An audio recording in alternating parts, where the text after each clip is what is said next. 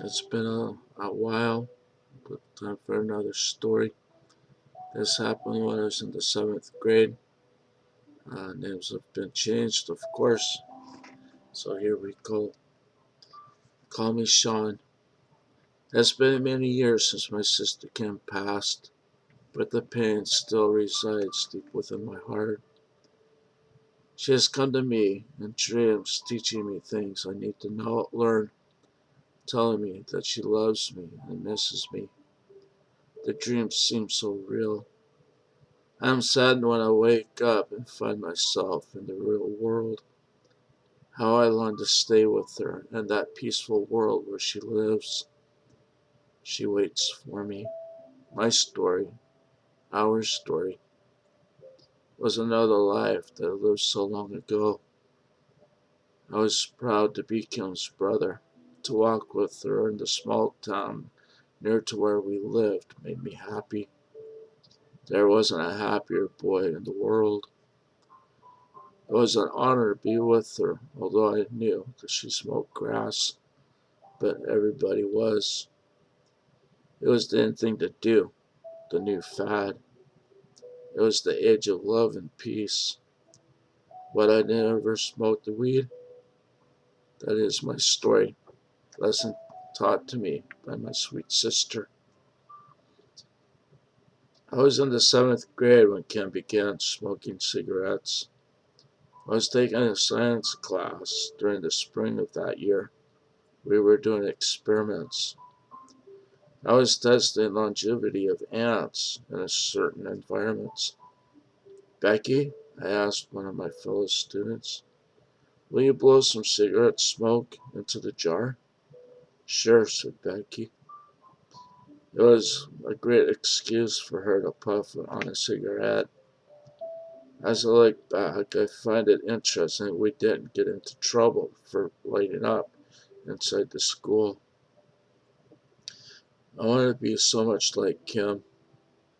I decided one day to try a cigarette, but scared to death that my father would find out.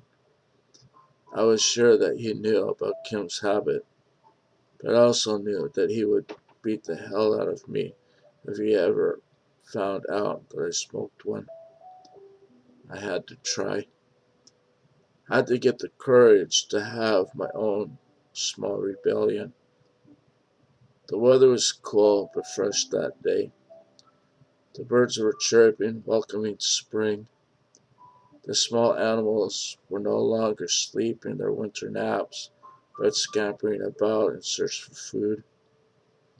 The young foals were kicking their hind legs into the air and surrounded with excitement in the pasture. The sky was deep blue with scattered fluffy clouds like cotton balls, not moving. There can't be a better day to start smoking, to rebel against the morals I had been taught. My father was still at school, working on his next lesson, and wouldn't be home for at least another hour. I was free, or was I? What if he could smell the smoke on my breath? Would the smoke be on my clothes? What would happen if I got caught? I hid like a coward behind the woodshed. This is where we were taken when we got into trouble, as well as where we stored our firewood for the wood stove. Put a cigarette in my mouth and lit it. I cannot honestly say that I inhaled. In fact, I don't believe I did. There was no coughing involved. Their fear of my father and his disappointment in me was too great. I had not the courage to rebel, not even a little. The cigarette was put out, but the craving for a smoke lingered. Those I looked up to smoked, especially the one I loved, Kim. Time passed. Summer was in full force. Kim had spent the night in the forest behind the farm with one of her girlfriends. John, my Korean brother, and I found this evidence. when we went on a hike the next morning. We enjoyed these hikes together as they brought us closer to each other. I do not remember what we talked about. That does not matter. I miss those times. We no longer communicate and haven't for some years. I digress. At the campsite, we found partly emptied cigarette packs. Kim had been smoking. The craving came back. I wanted to smoke. We buried the packs so that my sister would not get into trouble. No proof, no punishment. We continued on our hike. During the summer months, my father would leave Monday morning and come back Friday evening to fall trees for the nearby lumber mill. This was a time for a boy to explore his surroundings and his inner self. I did not fear my father as he was gone all week. It was time to try that cigarette again. This time, nothing was going to stop me. I woke up early one morning to do my farm chores. The air was crisp. It was only a tease, as that day would soon become terribly warm. It did feel good at the time, however, and I enjoyed it.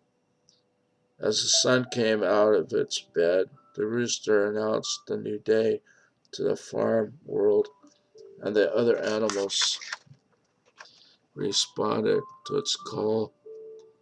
I fed and watered the animals, then cleaned the pens where our calves slept. Once my chores were done, the day was mine to do with as I pleased. Sometime in the early afternoon, when Kim and my sister Kathy were finished their chores, washing dishes and cleaning the front room, I went to Kim. Kim, I asked quietly, will you get me a pack of cigarettes? I want to start smoking. Sean, she responded lovingly, don't ever start. It is very hard to quit once you do start. I never tried a cigarette after that. My beautiful Korean sister taught me a lesson that I never forgot.